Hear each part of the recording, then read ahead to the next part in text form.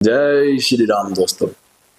आज हम बात करेंगे, क्या मरने के बाद भी आप नाम जाप कर सकते हो।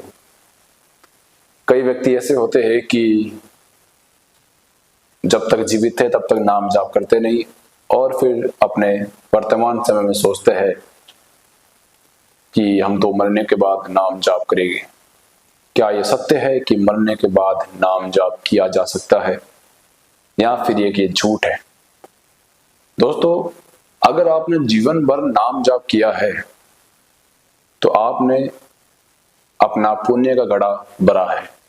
आपने सत्कर्म करे हैं, आपने अच्छे काम किए हैं, आपने दूसरों की सेवा करी है, आपने किसी का दिल दुखाया नहीं है, तो यकीन मानिए दोस्तों, आपको मोक्ष की प्राप्ति हो जाएगी। आप इस 84 लाख योनियों में भटकोगे नहीं। आपने कभी गधा, ऊंट, घोड़ा, हाथी, इंसान, कीड़े मकोड़ों में जन्म नहीं लोगे। आपकी सुरगति हो जाएगी और आके कभी भी दुर्गति होगी नहीं। आप साक्षात स्वयं भगवान के धाम पहुंच जाओगे साथियों।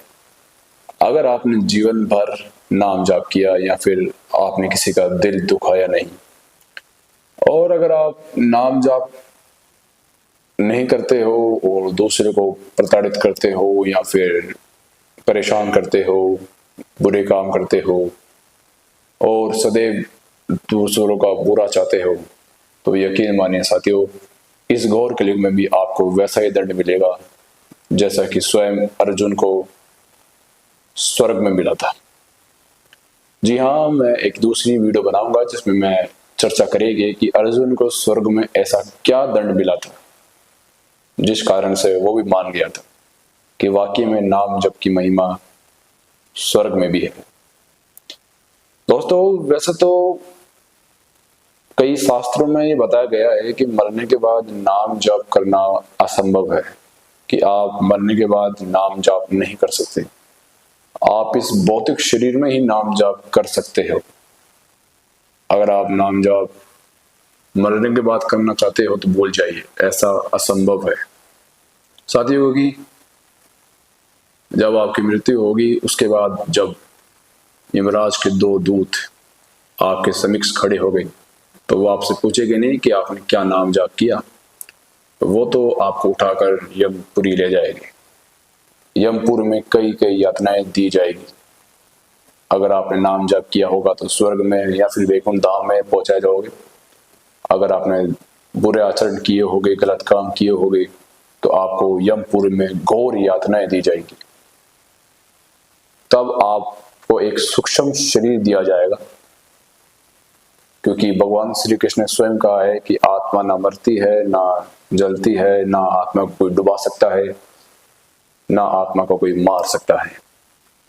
पर कैसे हमें नरक में दंड दिया जाता है साथियों? नरक में आपको एक सूक्ष्म शरीर दिया जाता है।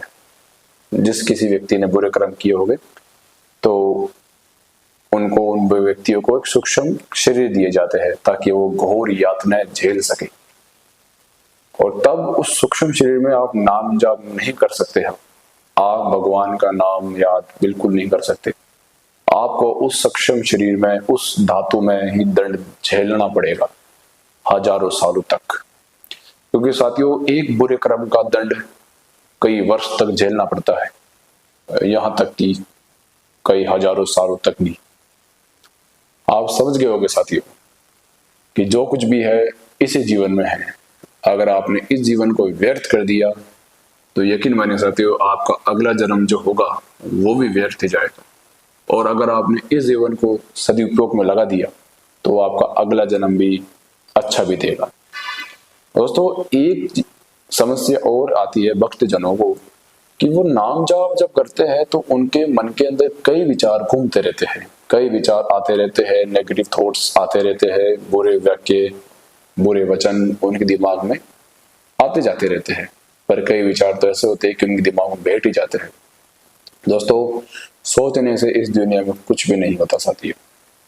हाँ, अगर आपने मन से सोचा है तो कुछ भी हो सकता है, पर बेमन से सोचा है तो कुछ भी नहीं हो सकता।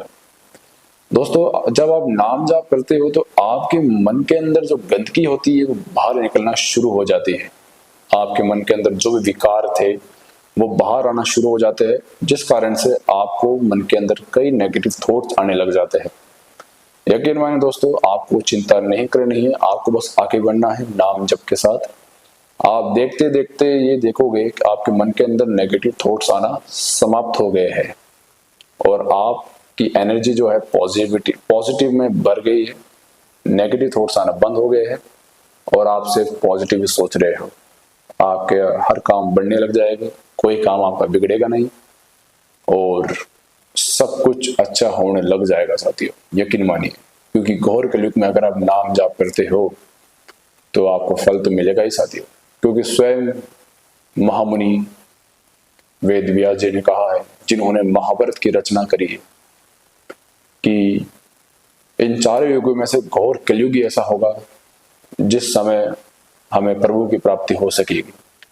तीनों युगों में आपको बहुत प्रयत्न करना होगा, कई वर्षों तक आपको तपस्या करनी पड़ती होगी, तब जाके आपको भगवान मिलते हैं।